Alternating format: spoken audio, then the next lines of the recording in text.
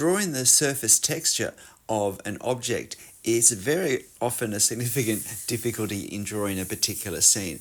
And yet often it's the surface texture which really adds to the interest of what we're looking at, the visual impact of what we're seeing. So how do we capture the effect of the surface of an object when we're drawing with a pen? And particularly when we're drawing directly in ink with a pen. So there is no pencil outline in that we can erase later and use as an underguide. Every mark we place on the paper will be there at the end. And I think part of the answer for drawing realistic texture is to think of marks and to use our pen to put marks on the page in a way that will keep our options open for getting scale and positioning things correct. And then once we've got some sort of framework in place, we can move into drawing the texture, or not so much drawing the texture as capturing the effect of the texture more accurately. And look, that's what you see me doing at this point with this drawing of a section of the magnificent Whitby Abbey on the northeast coast of England. It's very much a weathered, textured surface. It's not just that it's stonework, but it's crumbling, run-down, weathered stonework. And so capturing the feel of that surface of the stonework is just as important a part of the impact of this scene as the shape that we're looking at, as the form of the walls. However, just as in any scene, it's important that we get things such as perspective correct, and we also get scale correct. So I started pretty much in the center with that central window, and then having attempted to draw that to scale, to then use that as my measuring stick, to use that as my reference point, then to draw the other parts of the abbey around it. And so having established a very faint guideline, and therefore having some confidence, I can now move more heavily with marks that are really meant to be the marks that we see at the end, and start to create the effect of the weathered stone.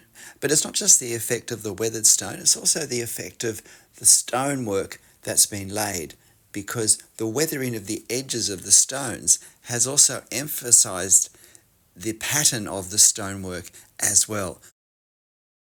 And so a fair bit of time is going to be spent in trying to capture that. This drawing, which I'm drawing with a 0.2mm multi-liner, Copic multi-liner pen, took me about 90 minutes, about an hour and a half to draw, which is quite a bit more than I normally spend. But there simply were a lot of marks with the hatching to capture the shadows that did take quite a lot of time. And there was quite a lot of line work as well, just for the stonework as well.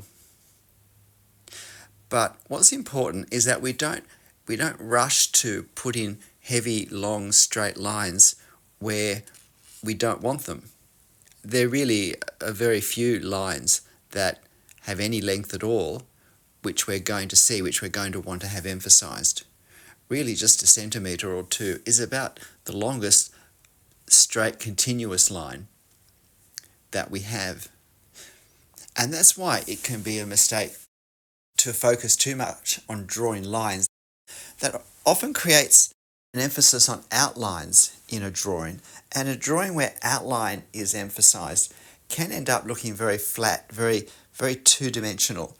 And it's also not very helpful with texture, with surface texture, because we often don't really have an edge that we can draw, which is often the way of thinking we end up having with drawing lines, that we draw outlines to capture the edges of a shape that we're looking at.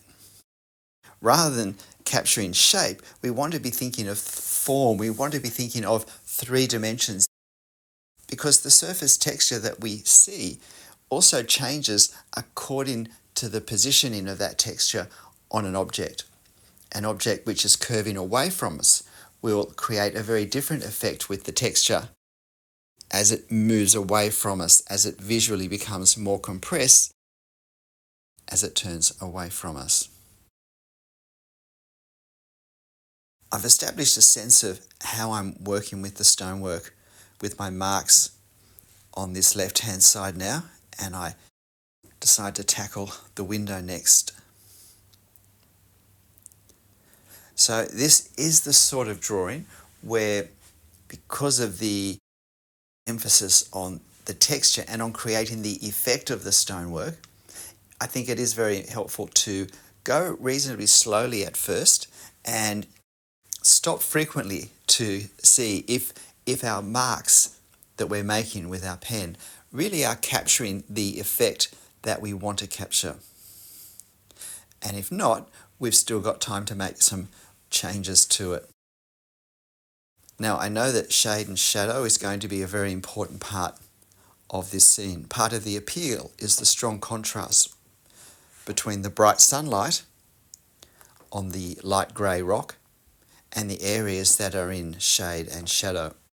And if you don't know, shade has a warm undertone to it, and we can see shade on the wall on the right hand side, and we can see there are warmish undertones to it.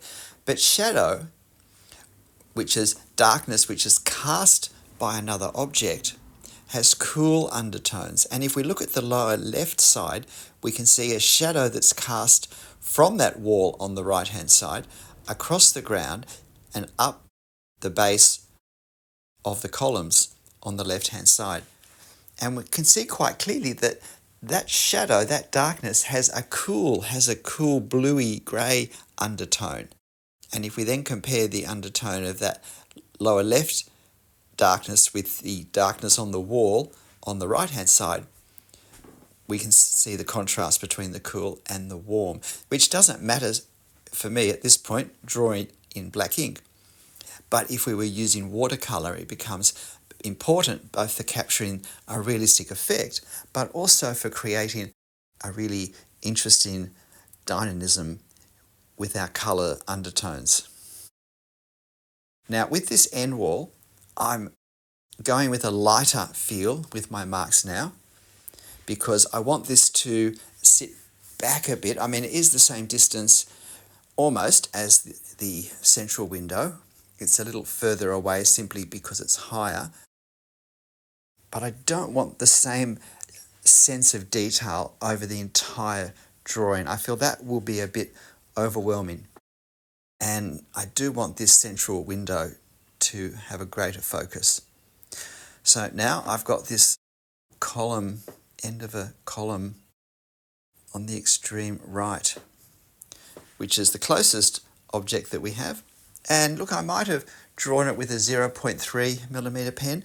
Quite possibly I should have, not so much for the marks that define the stonework, but for the hatching, just to give a different sense of value for the hatching. And so similarly, I've worked out a guide line. This is with the right hand side. This is where using the same brand of pen, regardless of what brand it is, whether it's an expensive one or a less expensive one. This is where using the same type of pen becomes really very helpful, because we can become very familiar with how it can be used, with the different effects we can use by drawing with an angle, by the amount of pressure that we use, or even if it's a relatively new pen and therefore has a stronger flow of ink, or if it's starting to reach the end of its days. Having the flexibility to use our pen, the one pen, in different ways is very helpful. But if we're always changing our brands, or even changing the type of pen within the same brand, we end up not really being able to appreciate the finesse with which we can use the one pen in different ways. So lots of lines that I've sped up quite a bit, put in the hatching in for the upper part of the right hand wall. And so again, it's important with all of these stones, I want to suggest the individual stones. I don't want to draw them all because that would be overwhelming. That would create, I think, a distraction from the overall structure. And yet I need to have a reasonably strong sense of it because it is still an important element. So it's working out this balance. You know, we've all seen drawings of buildings where every brick has been drawn in and all we can see is bricks. And there is really almost no sense of a building because the brickwork becomes visually so overwhelming. There's so much black ink and line for brickwork that brickwork seems to be all the drawing is about. We still, most of the time, want the overall form, the overall subject to stand out. So I've got the detail under the window. It was actually quite enjoyable to draw something that wasn't just straight stonework and columns, but something that had a bit of different shape and variation to the shadows and to the marks I was using. Now, with this lower section of the wall, it's particularly important to get the perspective angles correct. The very first thing I did when I got to this lower section was I put a series of dots across the page for eye level, because eye level gives us the horizontal line. And it's the same horizontal line on the left and the right side. And then above that, my horizontal lines angle upwards, and below that, they angle downwards. And so having a clear sense of where that spot will be is really important. And you might have noticed when I began doing the lower section of the wall, I actually drew some lines that weren't going to be the divisions between the rows of stone, but were simply guidelines for spreading the angle so that when I did put those rows of stones in, the fan-shaped pattern of these angles that increase as they go above eye level would be as we expected to see them. That there wouldn't be an awkwardness where some angles are too great and some angles are not great enough.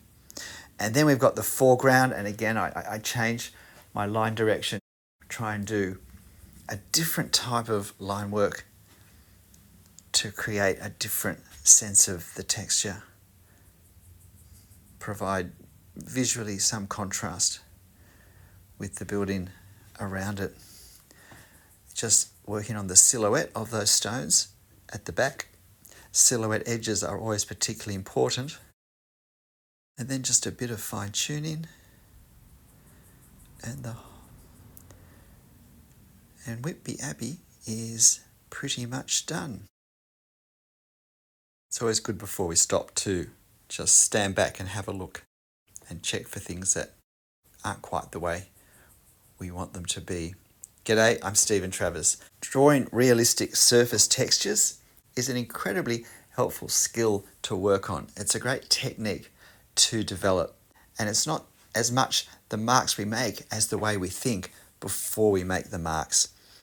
Getting clear in our head the effect that we're trying to create and not getting bogged down in the detail. If you want to have a go drawing this photo reference will be on my channel community page. So why not have a go? But look, whatever you draw and however you draw it, make sure you have fun. I'll see you next time. Bye.